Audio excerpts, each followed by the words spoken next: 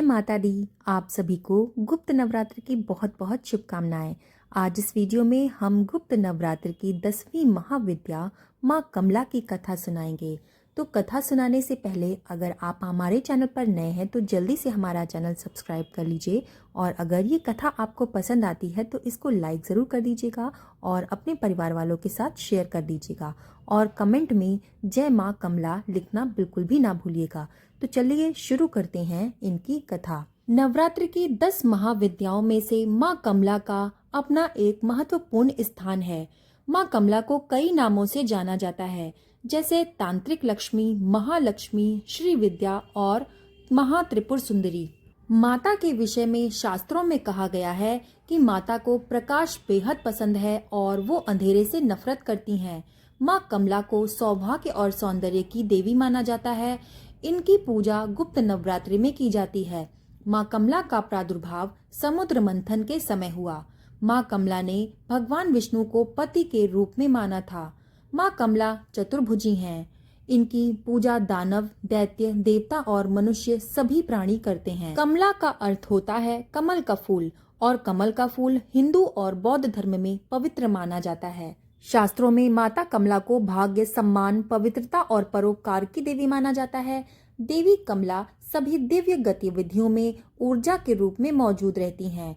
माँ कमला भगवान विष्णु की दिव्य शक्ति हैं। गुप्त नवरात्रि में माता कमला की पूजा करने से कौशल विकास और गुणवत्ता में बढ़ोतरी होती है। इनकी पूजा करने से लक्ष्मी की पूजा के समान पुण्य की प्राप्ति होती है। माता कमला अपने भक्तों को धन और ऐश्वर्य का वरदान देती हैं। खासकर गर्भवती महिलाओं के लिए माँ कमला की पूजा बहुत अधिक महत्वपूर्ण होती है। माँ कमला गर्भवती स्त्री के गर्भ की रक्षा करती हैं और उसका पोषण करती हैं। शास्त्रों में महाविद्या कमला को श्री हरि विष्णु की साथी बताया गया है। ऐसा माना जाता है कि देवी कमला भगवान विष्णु की सबसे बड़ी ताकत है। कमला का रूप देवी लक्ष्मी के समान मन को शांति प्रदान करने वाला है। माता प्रसिद्धि, भाग्य तथा धन की देवी है। अगर कोई व्यक्ति गुप्त नवरात्रि में सच्चे मन से माँ कमला की पूजा करता है तो उसे धन समृद्धि की प्राप्ति होती है। इसके अलावा प्रजनन और बच्चों के अच्छे विकास के लिए माँ कमला की पूजा की जाती है। माता को भाग्य, सम्मान, पवित्रता और परोपकार की देवी माना जाता है। गुप्त नवरात्र में माँ दुर्गा के 9 रूपों के साथ साथ इन 10 महाविद्याओं की पूजा की जाती है। गुप्त नवरात्र में तांत्रिक पूजा का महत्व होता है। इनकी पूजा करने के पश्चात कन्या भोज कराया जाता है, जिसमें 9 वर्ष से कम आयु की कन्याओं को भोजन करवाने के बाद दान आदि दिया जाता है। तो आइए अब आपको बताते हैं कि माता का स्वरूप कैसा है। अति सुंदर लक्ष्मी स्वरूपा मैया कमला का रंग सुनहरा है, जिन्हें 4 बड़े हाथी अमृत के घड़े उड़ेलते हुए नहला रहे हैं। माता के चारों हाथों में से 2 हाथ में कमल है और 2 वर मुद्रा में हैं। मैया के सिर पर मुकुट है और वो रेशमी वस्त्र पहने हुए हैं। कहीं कहीं मैया के 3 कमल जैसी आंखों का वर्णन भी किया गया है। माता की मोहक मुस्कान के साथ कौस्तुभ मणि भी शोभायमान है।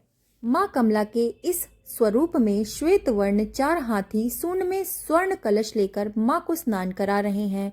माता कमला देवी कमल पर आसीन है। हाथी हिंदू धर्म में बादलों और बारिश के अग्रदूत के रूप में मान्य हैं। वे शक्ति, अधिकार और देवत्व का प्रतिनिधित्व भी करते हैं। ऐसे में कमल के साथ उसका संबंध भौतिक दुनिया से परे होने का भावार्थ लिए हुए है। महाविद्या माँ कमला की साधना करने के लिए गुप्त नवरात्रि में स्नान आदि करने के पश्चात शुद्ध लाल वस्त्र धारण करने चाहिए। अब आप अपने घर के किसी एकांत स्थान पर या फिर पूजा के कमरे में पूर्व दिशा की ओर मुख करके बैठ जाएं। बैठने के लिए लाल ऊनी वस्त्र का प्रयोग करें। अब अपने सामने एक लकड़ी की चौकी रखें और इस पर ऊपर से थोड़ा सा गंगा जल छिड़ककर इसको शुद्ध कर लें। अब लकड़ी की चौकी पर लाल कपड़ा बिछाएं और चौकी पर तांबे की प्लेट में एक कमल का फूल रखें।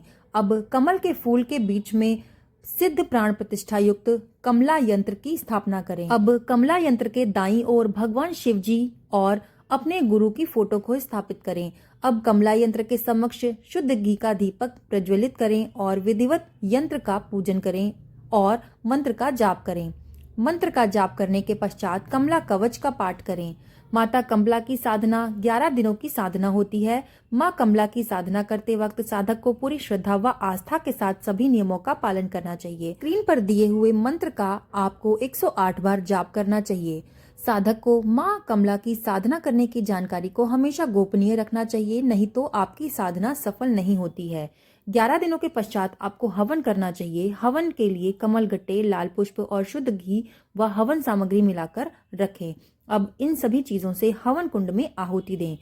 हवन पूर्ण होने के पश्चात कमला यंत्र को 1 साल के लिए वहीं रहने दें जहां पर आपने साधना की है और बाकी बची हुई पूजा सामग्री को किसी बहती हुई नदी में प्रवाहित कर दें या फिर पीपल के पेड़ के नीचे दबा दें।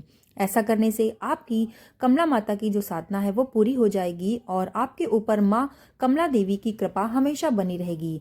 माँ कमला की साधना करने से मनुष्य के जीवन में कभी धन धान्य, भूमि, वाहन, लक्ष्मी आदि की कमी नहीं होती है और साथ ही धन से जुड़े सभी समस्याएं समाप्त हो जाती हैं।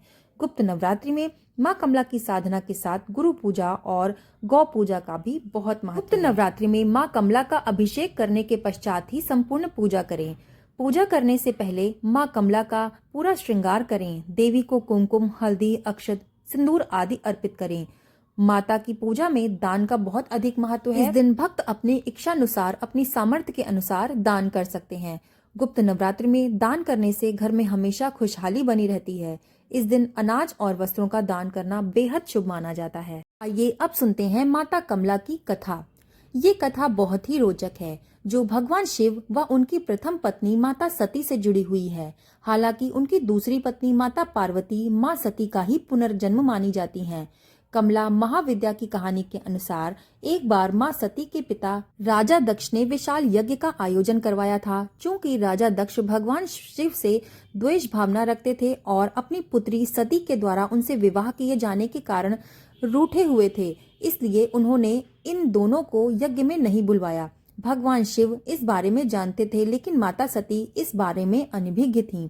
यज्ञ से पहले जब माता सती ने आकाश मार्ग से सभी देवी देवताओं और ऋषि मुनियों को उस ओर जाते देखा तो अपने पति से इसका कारण पूछा।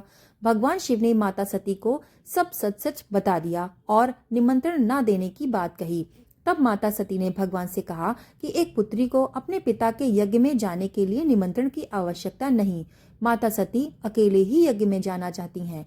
इसके लिए उन्होंने अपने पति से अनुमति मांगी, किंतु उन्होंने मना कर दिया। माता सती ने बार बार आग्रह करने पर भगवान शिव नहीं माने तो माता सती को क्रोध आ गया और उन्होंने शिव को अपनी महत्ता दिखाने का निर्णय लिया।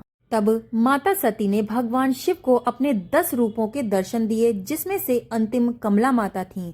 माता रानी की यही 10 रूप 10 महाविद्याएं हैं। अन्य 9 रूपों में माँ काली, माँ तारा, माँ षोडशी, भुवनेश्वरी, भैरवी, छिन्न माता, माँ धूमावती, माँ बगलामुखी व माँ मातंगी हैं। माँ सती का ये रूप कमल के आसन पर विराजमान है। साथ ही माता रानी जिस सरोवर में है वहाँ भी चारों ओर कमल के पुष्प हैं। माता रानी ने अपने हाथों में भी कमल के पुष्प ही पकड़े हुए हैं, जिस कारण उनका नाम कमला देवी पड़ा।